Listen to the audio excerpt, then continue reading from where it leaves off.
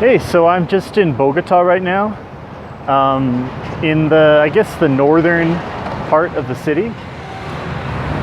I was actually struggling to find a good spot to film my videos, so if it's loud, I apologize, but it's a pretty busy city. There aren't a lot of places where you can do, where you can film.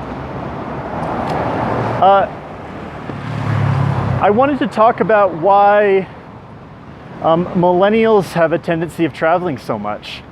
So a lot of people have noticed this pattern, and actually, statistically speaking, millennials travel more than any previous generation. And there's actually a general generational trend in this direction. And I think that there's probably a lot of reasons, but I'm going to discuss a few of them that I've noticed. I mean, the first and most obvious reason is just that it's easier to travel. Cell phone applications, especially independent travel, that's really the big trend, is the increase in people traveling without a tour company or a tour agency or something. So, you know, now you can buy your plane tickets online. You can use Airbnb, and that's really easy to get, or Booking.com, or any of these different Hostel World or something, to get your room or your bed.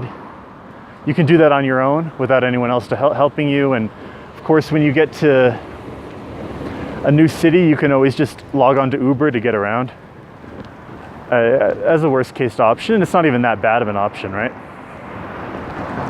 And that's really making it cheaper, especially for people who don't actually want to stay in shared accommodation. So if you're fine, you know, and it was always cheap to travel if you were going to travel and stay in dormitories, stay in shared accommodation. But now you can actually get an apartment and a kitchen and really live, you know, a decent lifestyle. I don't know this area very well, but I'm going to try and cross the street here and go down. I think I see a direction I can go. So it's easier and cheaper.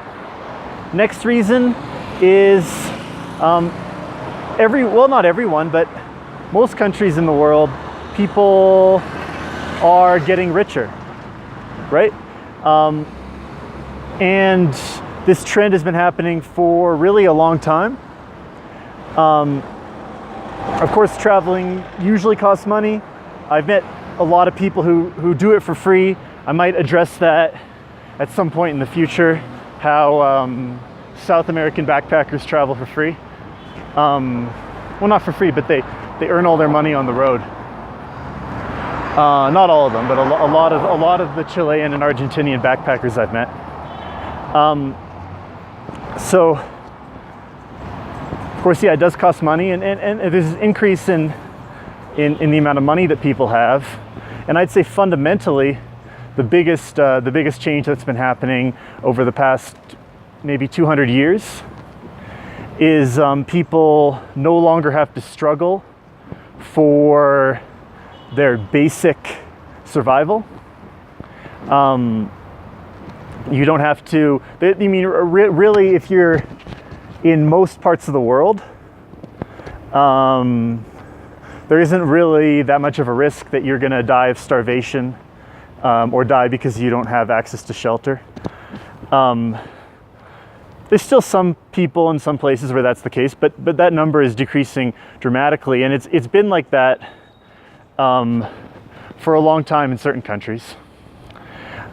But the thing is, the culture will take a long time to adapt, right? We have, you know, a long cultural history of struggle, basic struggle to survive, and an even longer biological evolutionary history that goes back 4 billion years, where every organism that contributed to our evolutionary makeup was, you know, it's struggled for survival, right? But the reality is that's no longer a factor. So rather than trying to figure out simply how to survive in life, we're trying to figure out what we're supposed to be doing, how we can find meaning. You know what? The way I describe it is,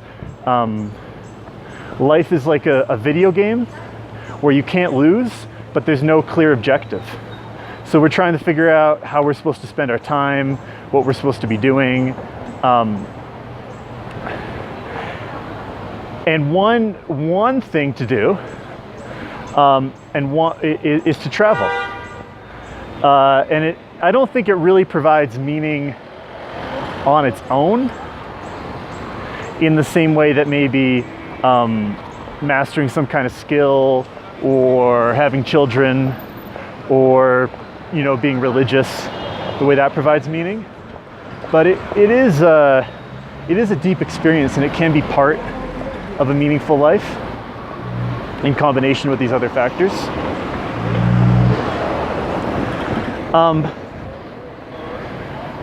My prediction is that we're going to see way more. We already have seen an increase in the amount of independent travel, and my prediction is this is not a trend at all. We haven't even scratched the surface in terms of how many people are going to be traveling and how many people are going to be living this long-term travel lifestyle, especially over the course of the next maybe 20 to 30 years as incomes rise around the world, right? As people increase their disposable income in countries that otherwise, you know, wouldn't have the financial means to travel.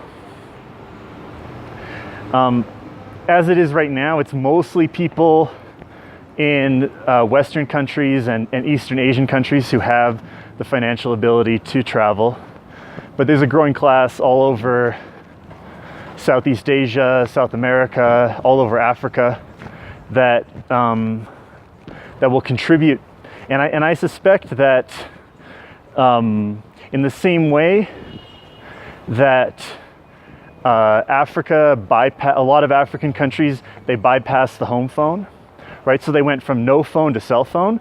They didn't have that stage of you know, having a phone that a cord phone or a phone for, you know, a home phone. They never actually did that. They went straight to the cell phone. I think there's an analogy where they will go straight to independent travel. I mean, I think there will always be some kind of value for tour companies, but I see most of them disappearing, and I think it'll be a bit like Blockbuster and other movie stores, that the internet is kind of destroying the whole industry. So if you found this video interesting, I wrote a much more thorough blog on this topic, and I've put the link in the description to the video. And as always, if you're not subscribed, subscribe and hit the notification bell, because otherwise YouTube might not show you the video when I put it out. Okay, peace.